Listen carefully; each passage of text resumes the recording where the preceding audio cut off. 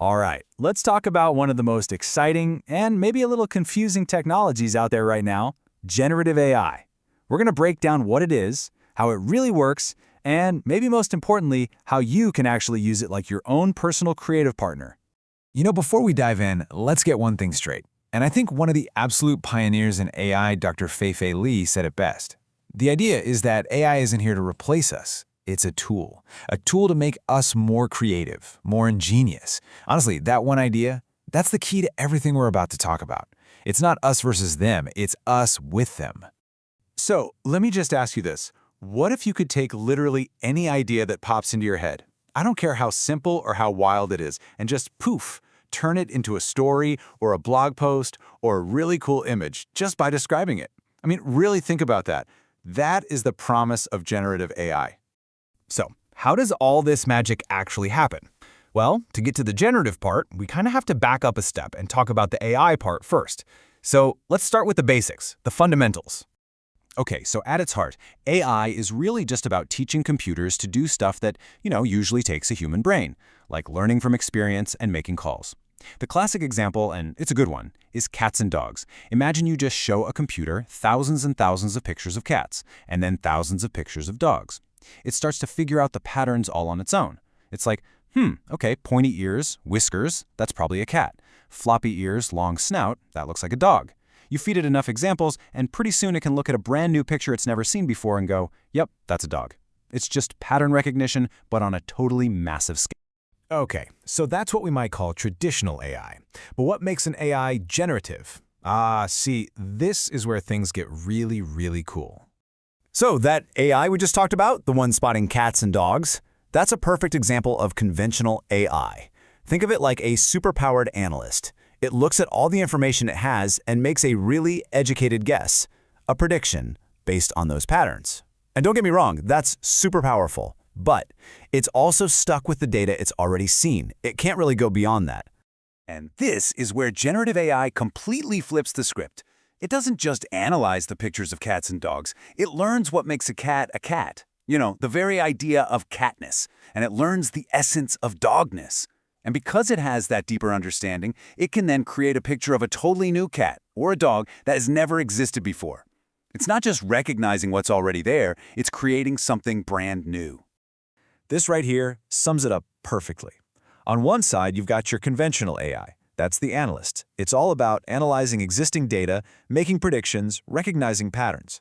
On the other side, you have generative AI. That's the artist. It's not just analyzing, it's creating new content, generating original stuff, inventing new ideas. It's the huge leap from just recognizing something to actually creating something. Okay, so we've got this incredible creative engine, but how do you, drive it? How do we use it? Well, the answer comes down to one simple but really important thing: learning the art of the prompt. So yeah, how do you talk to this thing? The magic word here is prompt. And a great way to think about it is this. Imagine the AI is the most brilliant artist in the world. It can paint anything perfectly, but it has absolutely zero imagination. It just sits there waiting for instructions. You have to be the director. The better and clearer your directions, your prompt, the better the final masterpiece is going to be. And here's a perfect example of what I mean. Look at the less effective prompt. Write about something you like. I mean, what is the AI even supposed to do with that? It's way too vague. You're going to get something random and probably not very useful. Now look at the other one. Describe a memorable childhood experience, focusing on how it made you feel. See the difference? It's specific. It gives the AI a clear target and tells it what to focus on. That's how you get great results. So how do you make sure your prompts are always on target? It really boils down to 4 simple rules. First, start simple, but then be direct. Use an action word, a call to action, like write, create, summarize, tell it what to do. Second, give it context. What details does it need to know? Third, add your expectations. Do you want it to be a short paragraph, a bulleted list? Should it sound professional or funny? Spell it out. It's these simple layers of detail that make all the difference. Okay, enough theory, right? Let's see this stuff in action. And we've got to start with the most famous example out there, creating text. We're talking about models like ChatGPT. So to really wrap your head around the scale of what we're dealing with here, get a load of this number. Over 1 trillion. So what is that? That's the estimated number of parameters in a model like GPT-4. Now, what's a parameter? Just think of it like a tiny little dial or a knob that the AI can tweak to adjust its understanding of language. Having over 1 trillion of these little knobs means it can understand incredibly subtle things about grammar, style, and context. That's where that almost human-like fluency comes from. And this table really shows you how insanely fast this tech is moving. Just look at the jump from ChatGPT 3.5 to version 4. First, those parameters we just talked about, they didn't just go up, they went stratospheric. But then, look at the context window. That's basically the AI's short-term memory. It went from remembering maybe a few pages of a document to being able to hold like a 50-page report in its head while you're talking to it. And now it can handle images, not just text. I mean, the pace of change here is just wow. But text is only half the story, right? Let's totally switch gears and look at what might be the most mind-blowing part of all this, turning your words into actual images. I mean, think about this. A cat wearing a wizard hat, riding a skateboard. A tiny little city built inside a single leaf. Or, a dinosaur and a unicorn having a picnic. These sound like daydreams, right? But with these image models, you just type those exact words and the AI creates it. It generates a totally original piece of art right there in front of you. It's like a direct wire from your imagination straight to the screen. So how in the world does that even work?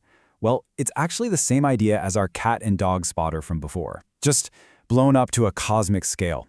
The AI has been trained on hundreds of millions, maybe billions, of images and the text that describes them. So it learns to connect the words fluffy cat with the actual look of fur. It learns that the words cyberpunk city at night are associated with neon lights and rainy streets. It's basically building this massive internal dictionary that translates our words into visual concepts.